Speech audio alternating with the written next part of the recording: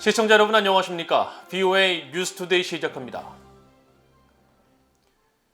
미국이 최근 B-52 전략폭격기를 태평양 괌 기지에 전개한 것은 인도태평양 지역의 공격성을 억제하는 임무를 위한 것이라고 괌 앤더슨 공군이 재확인했습니다.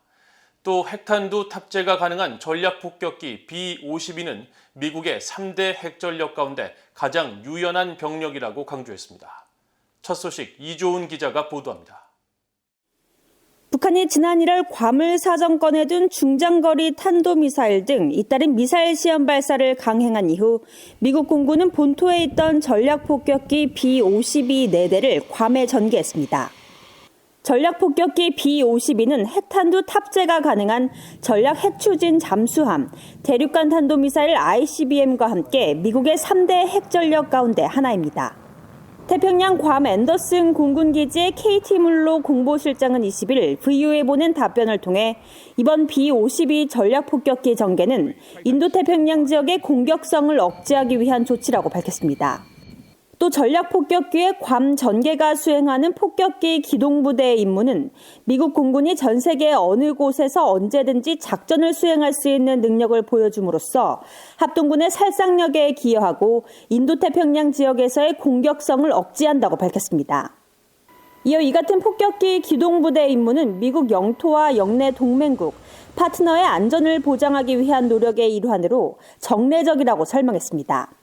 또 전략폭격기 B-52는 핵 역량을 유지하고 있지만 미국의 결정권자들과 미국령들은 인도태평양 지역 동맹국에 대한 방어 보장과 관련해 선택할 수 있는 다양한 옵션들이 있다고 강조했습니다.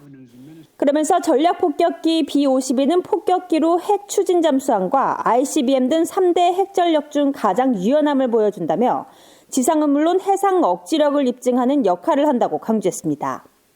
앞서 미국 태평양 공군사령부는 지난 15일 미국 본토 루이지애나주 박스데일 공군기지에 있던 전략폭격기 B-52 4대와 220여 명의 병력이 폭격기 기동부대의 임무 수행을 위해 괌 앤더슨 공군기지에 도착했다며 해당 사진을 공개했습니다.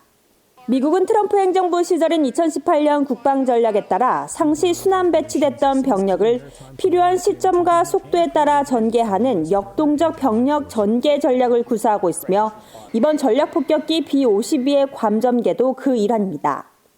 앤더슨 공군기지는 북한의 탄도미사일 위협과 관련해 기지에는 고고도 미사일 방어체계, 사드 부대도 있다고 밝혔습니다. 그러면서 기지에 배치된 고고도 미사일 방어 체계 사드의 임무는 미국 본토와 해외주 둔 미군 병력 그리고 동맹국들을 모든 범위의 탄도미사일로부터 보호하는 것이라고 강조했습니다. VOA 뉴스 이존입니다. 미국과 일본 해상자위대가 탄도미사일 방어 훈련인 리질리언트 실드 2021을 시작했습니다. 미군 7함대 사령부는 21일 보도자료를 통해 이번 훈련은 미국과 일본의 타해 추종을 불허하는 미사일 방어 능력을 더욱 통합하는 역할과 영내 탄도미사일 방어에 필수적인 상호 능력 강화 기회를 제공한다면서 요코스카 함대 사령부 등 일본 전역 지휘소에서 21일부터 25일까지 진행된다고 밝혔습니다. 또 이 훈련은 국제 규범에 반해 이익을 추구하는 이들에 대한 억지를 통해 자유롭고 개방적인 인도태평양 지역을 보장한다고 설명했습니다. 리질리언트 실드 훈련은 탄도미사일 방어에 초점을 맞춘 컴퓨터 기반의 연례 훈련으로 잠재적인 영내 위협에 대비해 미군 전술과 기술, 절차를 시험하는 동시에 양국의 군사 능력을 보장하기 위해 설계됐습니다. 한편 미국과 일본은 6회 공군 전체에 걸쳐 대규모 연합훈련을 진행하고 야외 실기동 훈련을 실시해 훈련 성과를 공개하는 등 군사협력을 지속적으로 강화하고 있습니다. 타이완의 해운 회사가 유엔의 대북 제재를 위반하면서 북한과 유류를 거래했다는 의혹과 관련해 타이완 정부는 증거를 확보한 뒤 필요한 법적 조치에 나서겠다고 밝혔습니다. 최근 대북 제재 위반과 관련된 구체적 사례들이 잇따라 제기되고 있는데 캄보디아는 북한 정보당국 요원이 캄보디아에서 호텔과 카지노 등의 사업을 하며 스파이 활동을 하고 있다는 의혹을 전면 부인했습니다.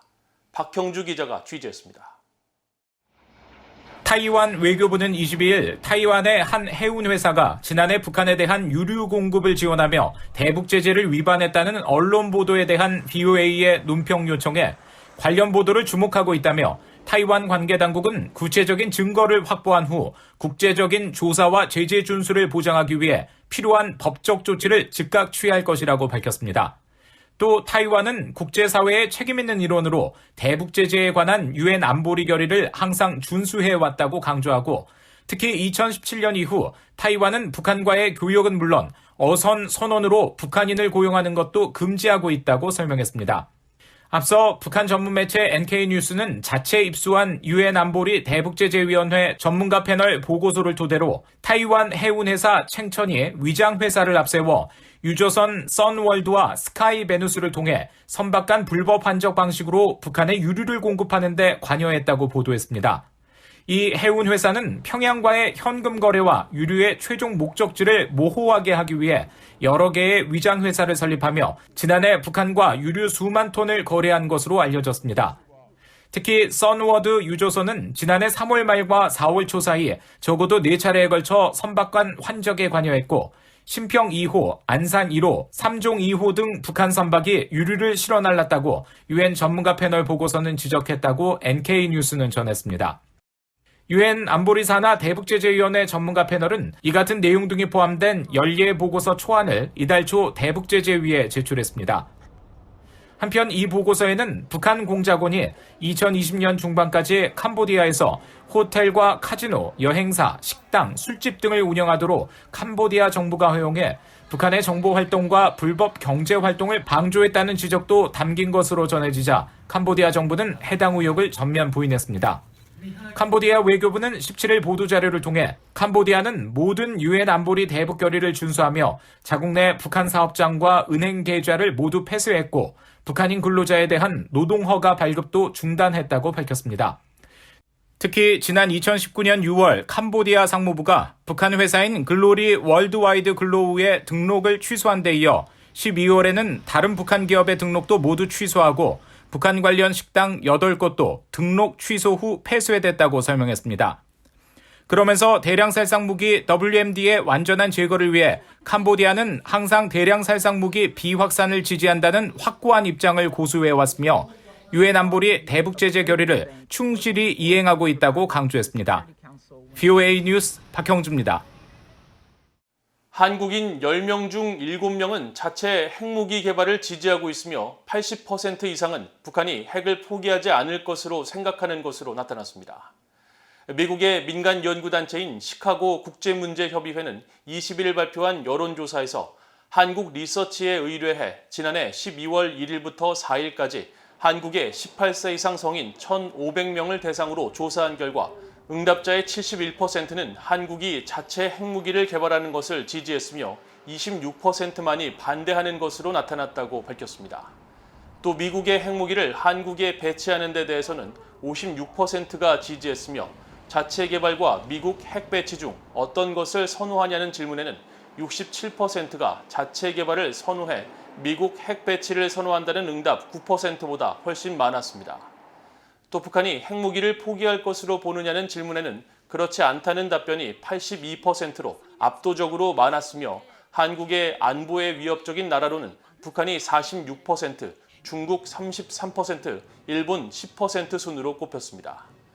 시카고 국제문제협의회는 지난 10년간 여론조사 결과를 볼 때 한국에서 핵 보유에 대한 일관된 지지 의사가 관찰된다며 이번 조사를 통해 한국인들이 자체 핵무장에 더 견고한 지지를 보내고 있음을 확인할 수 있다고 평가했습니다. 유럽연합 EU가 북한에 장기간 억류돼 있는 한국인들의 인권 침해에 대해 우려를 나타냈습니다. 유럽연합 대변인은 21일 북한에 장기간 억류된 한국인 6명에 대한 BOA의 질문에 유럽연합은 남북관계의 독특한 상황에도 불구하고 북한에 억류돼 있는 한국 국민들에게도 권리가 적용된다고 판단한다면서 억류 한국인들에 대한 인권 침해 우려를 밝혔습니다. 유럽연합 대변인은 이어 북한도 영사관계에 관한 빈협약 서명국임을 상기시키면서 북한에 억류된 한국인들과 외국인들은 영사접견과 가족들과의 교신이 보장돼야 한다고 강조했습니다. 북한 인민군이 한국전쟁 당시 한국의 기독교인 1000여 명을 학살하고 납치했으며 이들을 친미 반공 세력으로 규정해 지속적으로 탄압했다는 조사 결과가 발표됐습니다. 한국의 진실 화해를 위한 과거사 정리위원회는 최근 발표한 한국전쟁 전후 기독교 탄압과 학살 연구 보고서를 통해 한국전쟁 당시 북한 인민군에 의해 피살되거나 피랍당한 개신교인 1026명과 천주교인 119명의 명단을 공개했습니다.